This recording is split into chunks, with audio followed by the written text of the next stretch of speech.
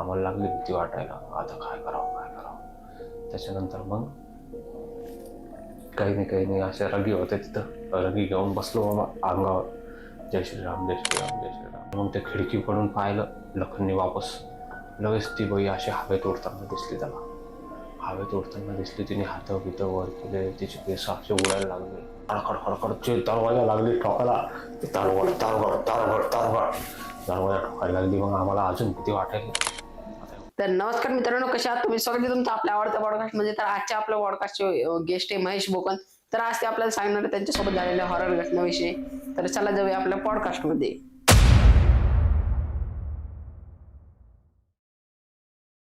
तर हा इन्सिडेंट कसा घडला? आम्ही 3 मित्र गेलो होतो गोवा फिरायला. आमचा ड्रायव्हर होता सोबत आमच्या. आम्ही गोवा वगैरे फिरलो मस्त, तिथं एन्जॉय केला. आम्ही सगळे सागर किनारे फिरलो, एन्जॉय केला तिथं मस्त. मग आम्ही रिटर्न येण्यासाठी तिथून निघलो परतीसाठी. त्याच्यानंतर मग आम्हाला रात्र झाली, खूप उशीर झाला, 1-1:30 वाजला होता. आमच्या ड्रायव्हरला झोप येऊ लागली. तर तो म्हणे की सर आता म्हणे की इथं कुठेतरी रूम पहा म्हणे तुम्ही, कारण मला आता गाडी चालवणं शक्य नाही म्हणे.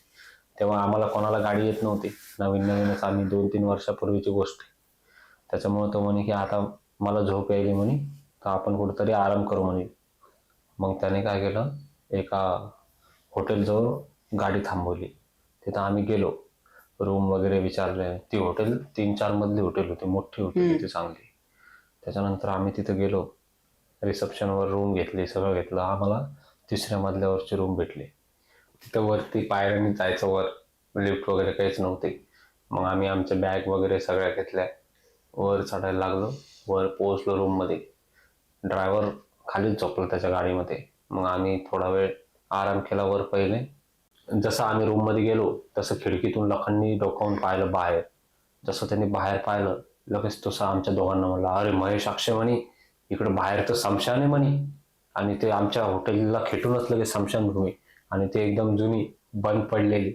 मग आता इंडिकेटर लागले. आता आम्हाला लागली भीती वाटायला रात्री. यांनी पण कशाला पाहायचं तिकडे खिडकीकडे, काय काय नाहीये. चुपचाप आता थकलेलो आहे, झोपी जायचं चुपचाप. मग आम्ही झोपलो थोडा वेळाने लगेच आवाज चालू झाले. एक लहान मुलाचा आवाज यायला, ते पळायला इकडून तिकडं. मग त्याची आई पण आली. म्हणजे आता असेल कोणीतरी, आम्हाला वाटलं इथं हॉटेलमध्ये, पण एवढ्या रात्री कोण परेशान करणार आहे. त्याच्यामुळं आपण आपलं झोपू म्हणलं. वापस ते चालले इकडं तिकडं पळायले, करायले ते करायले. मग तो मुलगा होता लहान, 12-13 वर्षाचा काहीतरी मुलगा दिसला आम्हाला. आम्ही दरवाजा उघडून पाहिला. त्याला दापलं अक्षयने, हे रे काय करायला म्हणे इथं, होय म्हणे तिकडं, एवढ्या रात्रीचं काय करायला म्हणे इकडं. लगेच मग तो गेला रडत त्याच्या आईकडं. त्याची आई आली नंतर, खडखड दरवाजा लागली ठोकायला. दरवाजा ठोकायला लागली. मग आम्हाला अजून भीती वाटायली. आता एवढ्या रात्रीचं कोण असं करतं चांगल्या ठिकाणी. एक तर त्या रूमवर आजूबाजूला 1-2 रूम होत्या, तिथं फक्त आम्हीच. बाकी सगळ्या रूम खाली, बाकी सगळे खालच्या मजल्यावर, पहिल्या मजल्यावर आणि ग्राउंड फ्लोअरला सगळे लोक. ते दरवाजा वाजायला, आम्ही 3 जणच वरती. आम्हाला लागली भीती वाटायला. मग नंतर मग ते पोरगं म्हणतं, आई मला ब्रश करायचं, आई मला कोलगेट पाहिजे, आई मला असं करायचं, आई मला तसं करायचं. मग अजून भीती वाटायली. नंतर मग आम्ही म्हणलं आता काय करावं. मग अशा कंडिशनमध्ये कसं, आपण एक्झामला गेल्याच्या नंतर कसं आपल्याला होतं, प्रश्नाचे उत्तरच नाही आठवत, तसं अशा टायमामध्ये काहीच नाही आठवत. नंतर ते दरवाजा वाजणं बंद झालं. नंतर मग ते खिडकीकडून पाहिलं लखननी वापस. लगेच ती बाई अशी हवेत उडताना दिसली त्याला.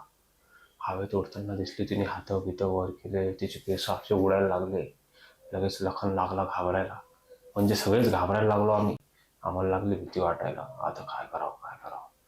त्याच्यानंतर मग काही नाही अशा रगी होत्या तिथं, रगी घेऊन बसलो बाबा अंगावर, जय श्रीराम जय श्रीराम जय श्रीराम. हनुमान चालीसा आठवलीच नाही लवकर. देवाचं नाव आपण नाही घेता यायला लवकर, तोंडातून निघायचंच नाही, आठवलंच नाही काय करावं. मग आली, एका जणाला संडास आली, तो गेला संडासात. कोणीतरी नंतर तो मला सांगू लागला, कोणीतरी कढीच लावून घेतली म्हणे बाहेरून. तुम्हीच लावली म्हणे कढी कशाला लावली म्हणे, उघड म्हणे. आम्ही कढी ओढायला गेलो, कढी ओढायलीच नाही, काहीच नाही झालं. ड्रायव्हरला फोन करावं म्हणलं, ड्रायव्हरला फोन करायला नेटवर्कच नाही, काहीच नाही. आणि खालून पण काहीच नाही, आवाज नाही, काही नाही.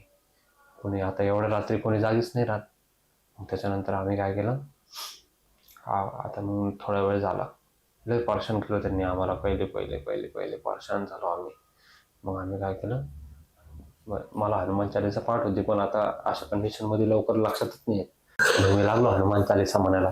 श्री गुरुचरण सरोजरत निर्मल मकर सुधारी बरनो मृग विमल सुचवता आय फलचारी बुद्धिहीन तनुजानिक सुमरे पवन कुमार बल बुद्धि विद्या देव मोहि हर उपलय जय हनुमान ज्ञान गुण सागर, असं मी लागलो ना जोर जोरात म्हणायला.